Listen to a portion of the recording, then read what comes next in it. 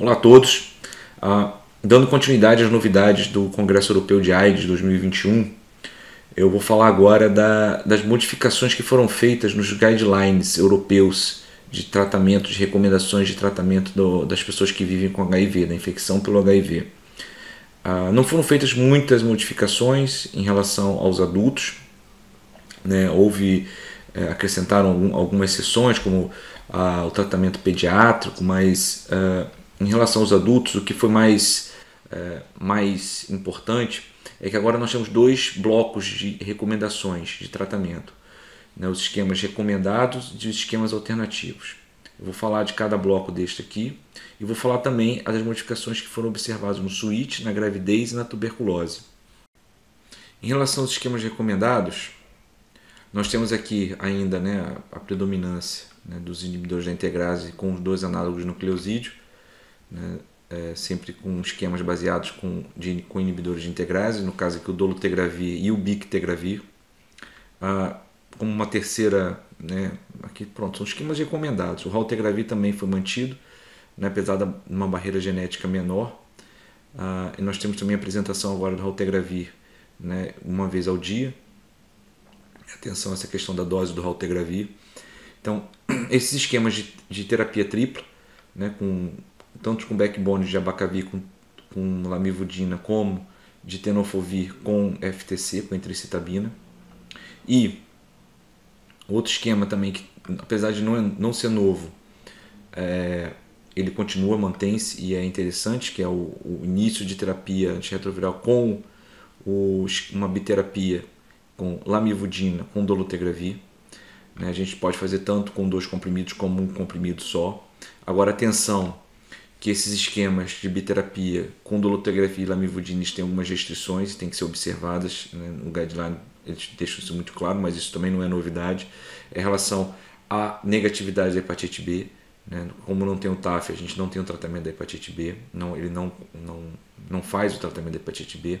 A carga viral, apesar de não estar na bula essa restrição, mas o guideline tem essa restrição, quer dizer, carga viral menor que 500.000 cópias, e acrescentou-se também especificamente para a combinação dessa biterapia, né, com o Dovato, que é a lamivudina com dolutegravir, em comprimido único, regime único, que é não utilizar em casos de falência da PrEP. Então, isso é muito pelo medo do risco, né, de aquisição da mutação M184V. Outra coisa que se comentou muito, mas também não há nada fechado ainda, eu acho que pelo que eu pude perceber, não há nenhuma recomendação em relação a isso, não há nenhuma coisa uma solução para esse problema, é o aumento de peso relacionado com os inibidores da integrase, o dolutegravir e também o Biktarvy, e esquemas contendo TAF. Então, mas é muito forte isso, é muito falado, essa questão do aumento de peso. Em alguns pacientes isso pode causar problemas, mas não é esse é um problema geral aqui dos inibidores da integrase. E a novidade mesmo desse novo esquema, desses novos esquemas né, recomendados, é a introdução da doravirina. Então temos aqui a doravirina como esquema inicial. Tá bem? Então, mais uma vez, o aumento de peso com TAF, e a doravirina ainda não está comprovada o seu uso. Quer dizer, comprovado não, os não análogos, eles não têm ação contra o HIV-2. Então isso é uma coisa que tem que ter atenção, né? Não se utilizar não análogos em casos de pessoas que têm infecção pelo HIV-2. Em relação aos esquemas alternativos, né, o que vale falar é que houve uma limpeza, né, dos esquemas que são alternativos, mas mantém-se o efavirenz, esquemas com terapia tripla com efavirenz, a rilpivirina também, em algumas situações específicas, né, tem que ser obedecida. No caso da rilpivirina, a carga viral tem que ser menor que 100.000 cópias, e com muito cuidado também com as interações que há com os inibidores de bombas de próton, tá bem? E tem que ser tomado com alimentação. E mantém-se como esquema alternativo da darunavir com cobicistat. Então, mais uma vez, a tendência de fortalecer os inibidores da integrase e cada vez mais os inibidores da protease estão a se tornar esquemas alternativos, né? Principalmente para aqueles doentes com com possibilidade de ter baixa adesão. Então, isso é uma coisa interessante que o guideline traz.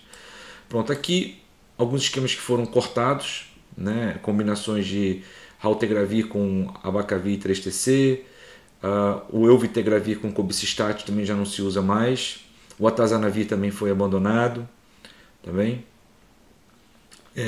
Esquemas com atazanavir, biterapia com raltegravir e darunavir, né? Também não se deve usar.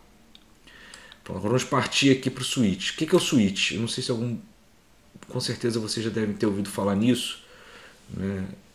O switch é quando a gente faz uma mudança de terapia, e aí uma mudança de terapia para biterapia, no caso aqui, né? E quando é que a gente faz isso? Quando é que a gente recomenda fazer a mudança de esquemas de antirretroviral?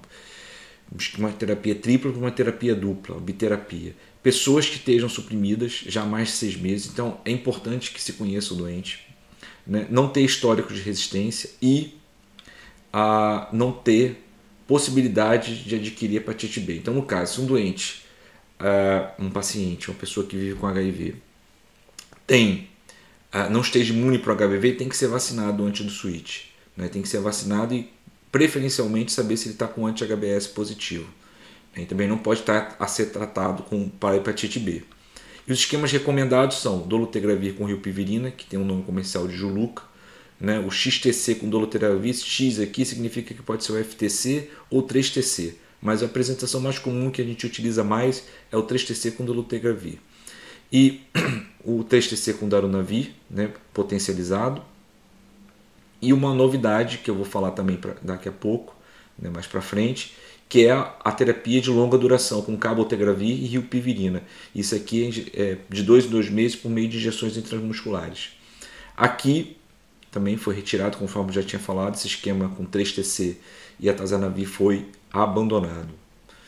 Vamos passar agora para gravidez. A gravidez que eu acho mais interessante aqui, que está se falando, que foi colocado, eu vou falar só dos esquemas recomendados,